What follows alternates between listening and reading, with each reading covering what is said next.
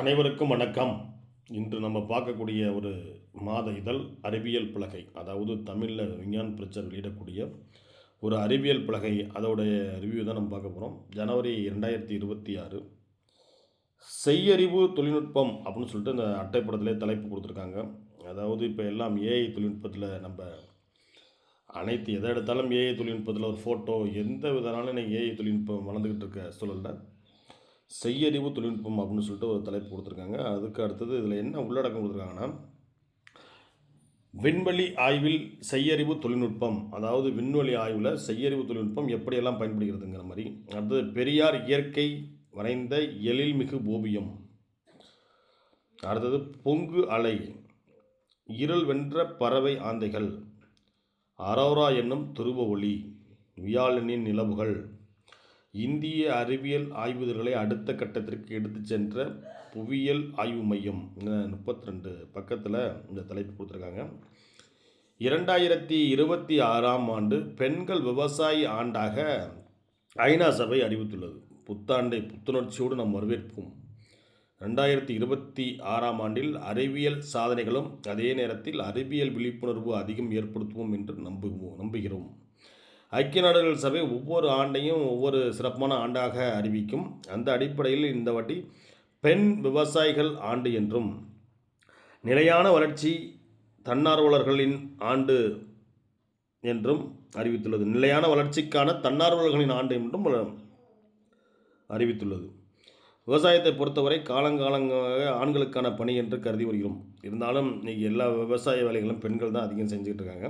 அதை கௌரவிக்கும் விதமாக 2026 ஐநா சபை என்ன அறிவிச்சிருக்குன்னா, பெண்கள் விவசாய ஆண்டாக அறிவிச்சிருக்கிறது. அது மகிழ்ச்சியான ஒரு செய்தி. விவசாயத்தை வளப்படுத்த வேண்டியது இன்றைய காலத்தின் கட்டாயம். இன்றைக்கி அரிசியை போய் கம்ப்யூட்டர் டவுன்லோட் பண்ண முடியாது. எத்தனை நவீன டெக்னாலஜிகள் வந்தாலும் அந்த டெக்னாலஜியை பயன்படுத்தி விவசாயம் தான் பண்ண முடியுமே ஒழிய விவசாயத்தை எப்பொழுதும் மாற்ற முடியாது. மனித உயிர்கள் இருக்கும் வரை விவசாயம் தொடரும். விவசாயத்தை யாராலும் இது பண்ண முடியாது. விவசாயிகளுக்கான அதிகமான சலுகைகளை அரசாங்கம் கொடுக்க வேண்டும். ஏன்னா அவர்களுக்கான விவசாயிகளுடைய பொருட்களை வாங்கி அவங்க உற்பத்தி பண்ணக்கூடியவர்கள் அடையக்கூடிய லாபத்தை விட அதில் இருக்கக்கூடிய இடைத்தரகர்கள் தான் அதிகமான லாபங்களை அடைந்து வருகிறார்கள் என்பது காலங்காலமாக விவசாயி கடைசி வரையுமே இன்னைக்கு உழவர் தினத்தில் இதை பதிவு செய்ய கடமைப்பட்டுள்ளோம். அதுக்கு அடுத்தபடியாக கடந்த 2025ஆம் ஆண்டு வெளியான அறிவியல் பலகை இதழ்களின் தொகுப்பினை அச்சில் கொண்டு வருவதற்கு முயற்சி எடுத்து வருகிறோம். இது உங்களுடைய ஆதரவை எதிர்பார்க்கும். நிச்சயமாக கொண்டு வாருங்கள். அப்படி கொண்டு வந்தால் தான் மிக சிறப்பாக இருக்கும்.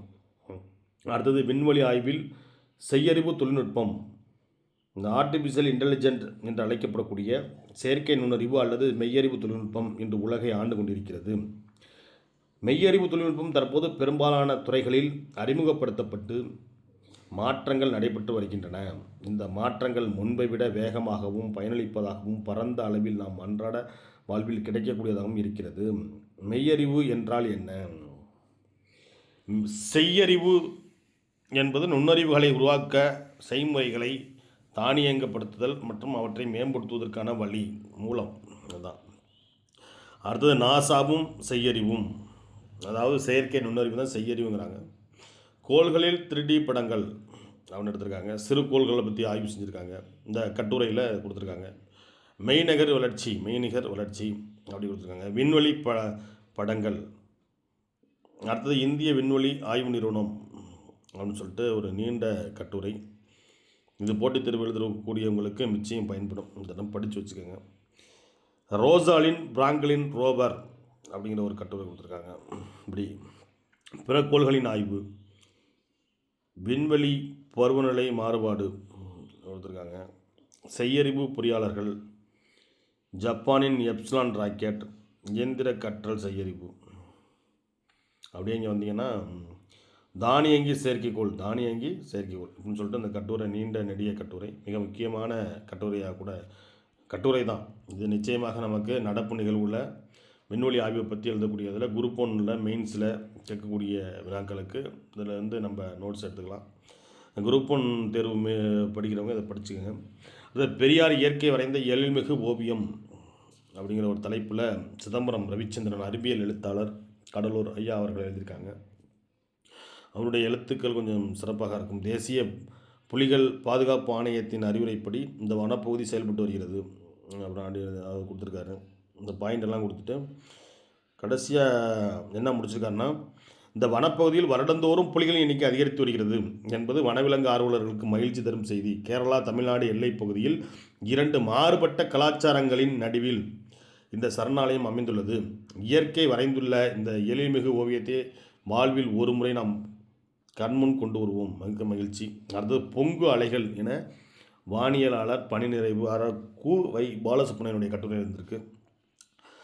பொங்கு அலை, புயல் பொங்கும் அலை என்பது புயல்கள் போன்ற குறைந்த காற்றழுத்த வானிலை அமைப்புகளுடன் பொதுவாக தொடர்புடையவை. கடலோர பகுதிகளில் ஏற்படும் வெள்ளம் அல்லது சுனாமி போன்ற நிகழ்வாகும். இது போன்ற ஒரு தலைப்பில் எழுதியிருக்காரு அந்த சுனாமி இதை பற்றி. இதில் வரக்கூடிய கட்டுரைகள் எல்லாமே போட்டித் தேர்வுக்கு அறிவியல் பகுதியில் கரண்ட் சயின்ஸ் அந்த அடிப்படையில் தான் வருது. அதை கொஞ்சம் ஃபாலோ பண்ணி படிச்சுக்கோங்க. அடுத்ததாக புவராகசாமி ரத்னாபதி சுழலியல் நிபுணர், இருள் வென்ற ஆந்தைகள் அப்படிங்கிற ஒரு தலைப்பில் ஒரு கட்டுரை எழுதியிருக்காரு. ஆந்தைகளுடைய வாழ்விடம், வேட்டையாடும் யுத்திகள், ஆந்தைகளின் உயிரியல் பழக்கங்கள், இந்தியாவில் காணப்படும் சில முக்கிய ஆந்தைகள், மனிதர்களுக்கும் ஆந்தைகளுக்கான தொடர்பு, ஆந்தையை பற்றி எழுதியிருக்காங்க. அந்த சூழலியல் நிபுணர், ஆந்தை இனம் எப்படி இருக்கிறது, தொகுப்புரை, ஆந்தை கழிவு வெளியேற்றம், ஆந்தைகள் ஏன் குறைவாக உள்ளன, தொகுப்புரை, குறிப்பு புத்தகம் அப்படின்னு சொல்லி எழுதியிருக்காரு. அடுத்தது பாருங்கள், ராஜ் சிவா சிங் ஜெர்மனி, அரோரா என்னும் துருவ ஒளி அப்படின்னு ஒரு கட்டுரை எழுதியிருக்காரு. இந்த கட்டுரையை பார்த்துக்கோங்க. அடுத்தது முனைவர் மா ராசமூர்த்தி அவர்கள், அறிவியல் அரசு கலை அறிவியல் கல்லூரி ஜெயங்கொண்டம் ஐயா அவர்கள், வியாழனின் நிலவுகள் அப்படிங்கிற தலைப்பில் ஒரு கட்டுரை எழுதியிருக்காரு. அதை பார்த்தோம். அடுத்தபடியாக இந்த பாருங்கள், வெளிப்புற நிலவுகள், லிடா, கிமாலியா, லிசிடியா, இலரா, அவனாகோ தான் எழுதியிருக்காரு. அடுத்தது நம்மளுடைய அறிவியல் எழுத்தாளர் ஆயிஷா நடராஜன் அவர்கள், இந்திய அறிவியல் ஆய்விதழ் 2 அறிவியல் போராட்ட வரலாறு, இந்திய அறிவியல் ஆய்வுகளை அடுத்த கட்டத்திற்கு எடுத்து சென்ற புவியியல் ஆய்வு மையம் அப்படிங்கிற தலைப்பில் ஒரு நீண்ட கட்டுரை எழுதியிருக்காரு. இந்த கட்டுரையோட தலைப்பு பாருங்கள், இதை பாருங்கள்.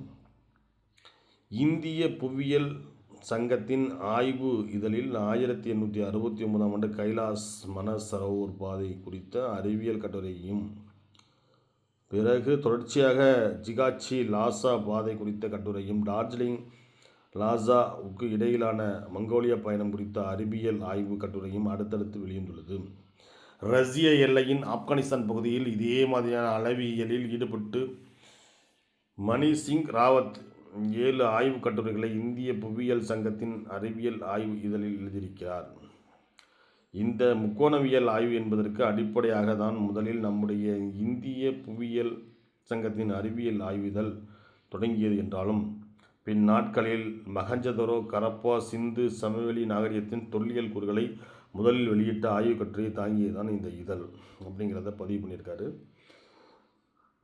அடுத்தது இப்போ இங்கே பார்த்தீங்கன்னு வச்சுக்கோங்களேன், ஃபைனலாக எப்படி கட்டுரையை முடிவு பண்ணியிருக்காருன்னா, இன்று இந்திய புவியியல் ஆய்வகத்தின் இதழ் எப்படி போய் கொண்டிருக்கிறது, மிகவும் துயரமான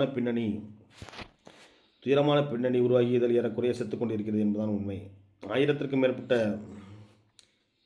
இதழ்களை தொடர்ச்சியாக வெளியிட்டு உலக அளவில் புவியியலுக்கான அற்புத ஆய்வு இதழ் புவியியல் சங்கத்தின் ஆய்வுதல் தற்போது போய்கொண்டிருக்கும் பாதை சரிதானா என்பதை பல அறிவியலாளர்கள் கேள்விக்கு உட்படுத்தி இருக்கிறார்கள். சிந்து சமவெளி நாகரிகத்தை சரஸ்வதி நாகரிகம் என்று அழைப்பதற்கான அடிப்படை கூறுகளும் இந்தியாவின் பல சர்ச்சைக்குரிய இடங்களில் பூமியில் இந்து கோயில்கள் புதைந்து கிடைக்கின்றன போன்ற ஆய்வு கட்டுரைகளும் வெளியிடுகின்றன.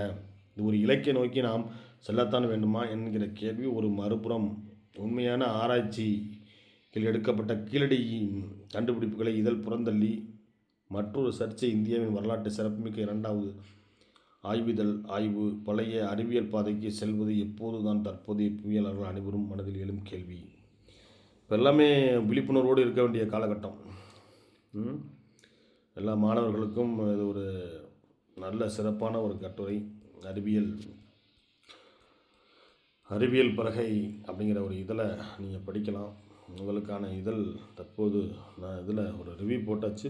இதில் என்னென்ன தலைப்புன்னு சொல்லிட்டோம். இதில் உங்களுக்கு தேவையான கட்டுரையை நீங்கள் எடுத்துக்கிட்டு படித்து நீங்கள் அடுத்தடுத்ததாக உங்கள் வாழ்க்கைக்கு பயன்படுத்தி கொள்ளுங்கள். நன்றி.